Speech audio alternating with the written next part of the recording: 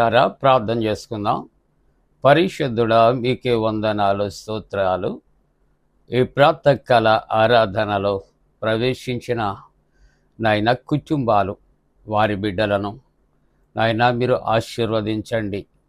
నాయన నీ సన్నిధి నిత్యము తండ్రి నాయన మాతో ఉంచుమని, నాయన వాక్య ధ్యానాల్లో పాల్గొంటున్న వారిని, వారి బిడ్డలను సకల ఆశీర్వాదాలతో నింపమని యేసు ప్రభు పరిశుద్ధ నామమున వేడుకొనుచున్నాం తండ్రి. ఆమేన్. శక్తి చేత కాదనెను, బలముతో ఇది కాదనెను. శక్తి చేత కాదనెను, బలముతో ఇది కాదనెను. నా ఆత్మ ద్వారా దీని చేతునని యెహోవా సెలవిచ్చెను. నా ఆత్మ ద్వారా దీని చేతునని యెహోవా సెలవిచ్చెను. ఓ గొప్ప పర్వతమా, జెరుబాబెలు నడ్డగింపను. ఓ గొప్ప పర్వతమా, జెరుబాబెలు నడ్డగింపను. ఎంత మాత్రపు దానవు నీవనెను, చదును భూమిగా మారెదవు. ఎంత మాత్రపు దానవు నీవనెను, చదును భూమిగా మారెదవు.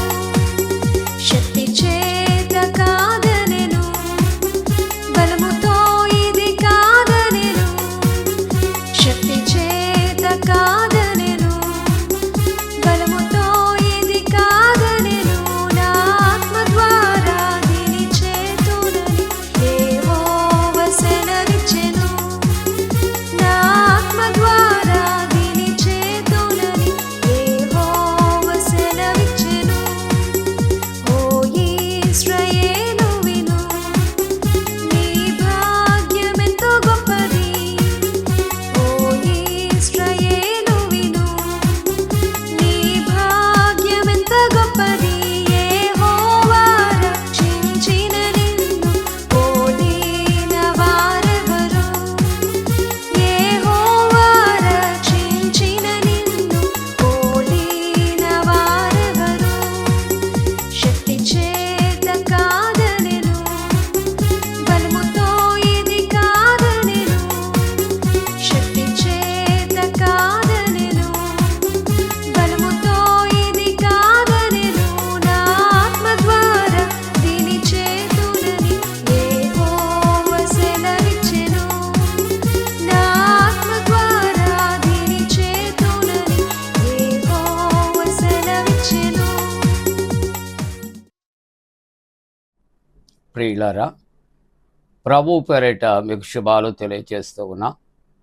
జన్మదినాలు, వివాహ దినాలు జరుపుకుంటున్న కుటుంబాలకు యేసుక్రీస్తు ప్రభు పరిశుద్ధ నామమున పండు friends and sisters YouTube channel ద్వారా మీ అందరికీ శుభాలు తెలియజేస్తున్నా. మీ కొరకు ప్రార్థన చేస్తూ ఉన్నా. మంచిదండి, మీరంతా క్షేమంగా ఉన్నారా? దేవునికి వందనాలు చెల్లిస్తూ ఉన్నా. ఈ ప్రాతకాల ఆరాధన కొరకు ఏర్పాటు చేయబడిన పరిశుద్ధ లేఖనాన్ని కలిసి చదువుకుందాం. అందరము కూడా పరిశుద్ధ గ్రంథాలు తెరచి పేతురు రాసిన మొదటి పత్రిక 1వ అధ్యాయం 13వ వచనాన్ని కలిసి చదువుకుందాం. 13వ వచనం.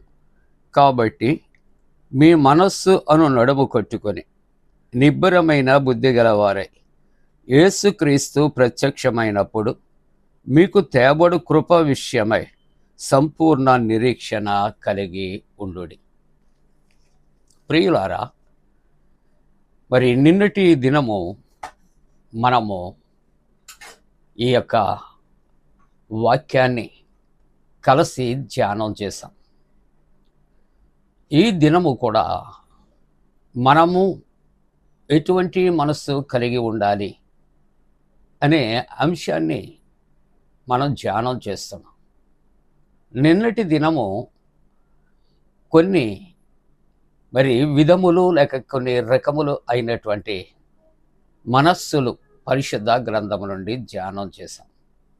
ఈ దినము కూడా ప్రభు యొక్క వాక్యము సెలవిచ్చినట్లు ఈ యొక్క మనస్సు అనే నడుము కొట్టుకొనుడి అనే ఈ వాక్యాన్ని మనం కలిసి ధ్యానం చేస్తూ మరికొన్ని మాటలు మనము జ్ఞాపకం చేసుకుంటున్నాం. ప్రియమైన దేవుని బిడ్డలారా, ఈ మనస్సు అనే దానిలో ఈవేళ 4వ మాట మనం జ్ఞాపకం చేసుకుంటూ, ఇక్కడ జాలి గల మనస్సు. ఏ మనస్సు అండి? జాలి కలిగిన మనస్సు. కొలస్సీ పత్రికలో 3వ అధ్యాయంలో 12వ వచనాన్ని మనం చూస్తున్నప్పుడు, కాగా దేవుని చేత ఏర్పరచబడిన వారును పరిశుద్ధులను ప్రియులైన వారికి తగినట్లు మీరు జాలి గల మనస్సులో ధరించుకొనుడి. ప్రియులారా, ఏ మనస్సును మనం ధరించుకోవాలని చెప్పండి? జాలి గల మనస్సును మనము ధరించుకోవాలి అని ఈ ఉదయకాలం ప్రభు వాక్యం మనతో మాట్లాడుతుంది. నిన్న ఉపోద్ఘాతంలో జ్ఞాపకం చేసుకున్న మనస్సులు వెవ్వేరు రకాలు ఉంటాయి.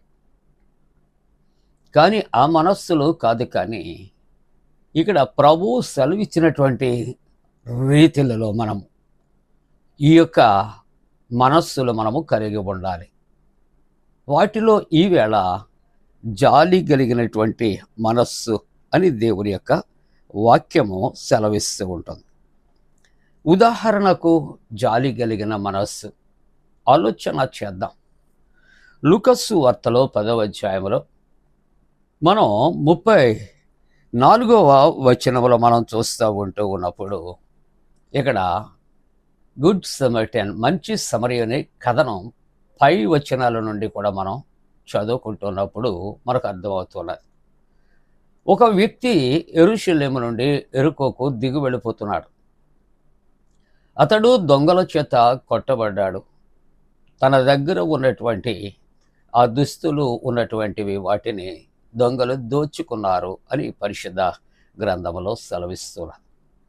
ఆ మార్గమున ఎవరు వెళుతున్నారు అంటే 2 వ్యక్తులు వెళుతున్నారు. ఒక వ్యక్తి యాజకుడు, 2వ వ్యక్తి లేవీయుడు. వారిద్దరూ కూడా ఆగారు, చూచారు. ఒకవేళ మనస్సులో అనుకుని ఉండొచ్చు, అయ్యో పాపం గాయపడ్డాడు. మరలా అనుకుని ఉంటారు, మనకెందుకు వచ్చిందిలే అని వారి దారిన వారు వెళ్ళిపోయారు. కానీ 3వ వ్యక్తి, ఒక సమరయుడు వస్తున్నాడు. ఆ సమరయుడు 2 వలె ఆగి చూచి వెళ్ళిపోలేదు, కానీ అతడు చేసినటువంటి గొప్ప పని మనము ఈవేళ వాక్యానుసారముగా ఆలోచన చేస్తూ ఉన్నప్పుడు అతనిని చూచాడు, అతని మీద జాలిపడ్డాడు, దగ్గరకు వెళ్ళాడు. తరువాత అతడు ఏం చేశాడట? తన గాయమును కట్టాడట.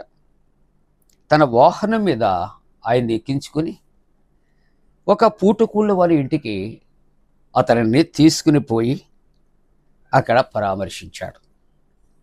అక్కడ అంటున్నాడు, నేను మరలా వస్తాను, వచ్చే వరకు కూడా నీవు ఇక్కడ తగినటువంటి సహాయం చేయి.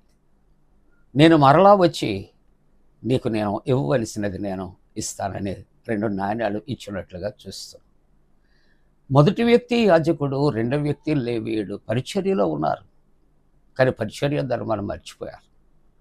సమరయుడు ఒకవేళ ఒక అన్టచబుల్ అనేసి అంటరాని వాడుగా అనుకుంటున్నారు.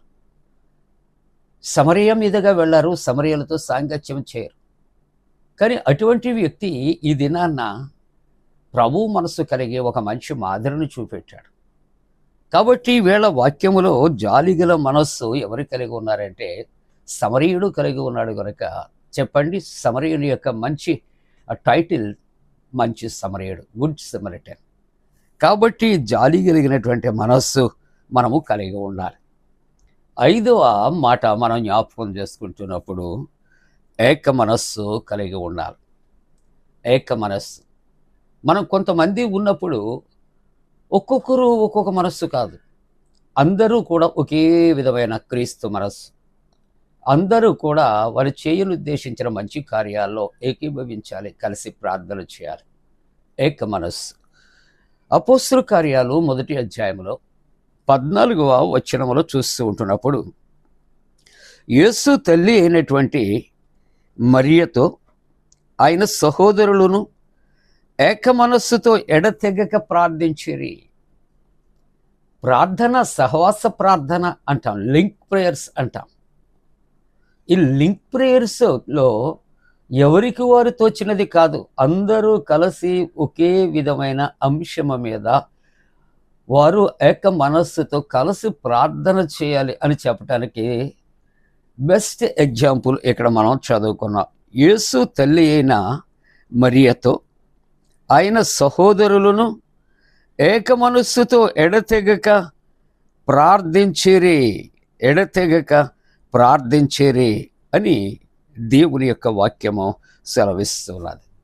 ముగింపుగా ఇక్కడ ఒక ఉదాహరణ, ఫిలిప్పీయులకు రాసిన పత్రిక 2వ అధ్యాయం 2వ వచనాలు చూస్తున్నప్పుడు, మీరు ఏక మనస్కులుగునట్లుగా ఏక ప్రేమ కలిగి, మనస్సులో వ్యత్యాసాలు ఉండకూడదు, ఏకరీతిగా ఉండాలి. ప్రభు ప్రేమలో ఒకే రీతిగా ఉండాలి. భావములో ఏకభావము కలిగి ఉండాలి.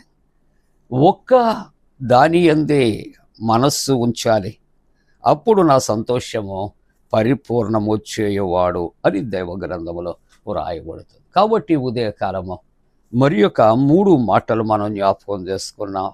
ఒకటి చెప్పండి, జాలి గల మనస్సు. రెండవది జ్ఞాపకం చేసుకున్నాం, ఏక మనస్సు అని మనము జ్ఞాపకం చేసుకున్నాం. కాబట్టి ఈ విధంగా మనం ప్రభువులో ఏక మనస్సు కలిగి, మనస్సు అనే నడుమును కట్టుకొని ప్రభువు కొరకు సాగిపోదాం. అలా చేయటానికి దేవుడు తన పరిశుద్ధాత్మ కూడిన మనపై మెండుగా కుమ్మరించుగాక. ఆమేన్. ప్రార్థన. పరిశుద్ధుడా, శక్తి కలిగిన మా దేవా, నీకు వందనాలు, స్తోత్రాలు. నీవిచ్చిన శ్రేష్టమైన వాక్యాన్ని మా కొరకు దీవించి, నీ శక్తి కలిగినటువంటి వాక్యము చేత నైనా శక్తిహీనులమైనటువంటి మమ్ములను నీలో శక్తివంతులముగా సిద్ధపరచు నాయన. ప్రభువా, జన్మదినాలు, వివాహ దినాలు జరుపుకుంటున్న కుటుంబాలను ఆశీర్వదించి నాయనా, మరలా తండ్రి నాయనా, అనేకమైన స్థలాలలో కరోనా నాయన ప్రబలుతూ ఉంది. అది ఎవరికి ప్రమాదము కలుగుకుండునట్లు నాయన నీవే కనికరించి తప్పించమని, ఒకవేళ నాయన వాటికి గురి అయినటువంటి వ్యక్తులను స్వస్థపరిచి బలపరచమని ప్రార్థిస్తున్నా. అనేక రకాల పరీక్షలు రాస్తున్న బిడ్డలకు జయము కలుగుచ్చే ప్రభా. ఇదిగో తండ్రి, ఎంసెట్, నీట్ ఎగ్జామ్ రాసిన బిడ్డలకు జయము కలుగుచ్చే. డిఎస్సి కొరకు సిద్ధపడుచున్న బిడ్డల కొరకు ప్రభా, ఇదిగో తండ్రి, కాంపిటేటివ్ ఎగ్జామ్స్ రాస్తున్నటువంటి బిడ్డల కొరకు జయము దాయిచ్చే.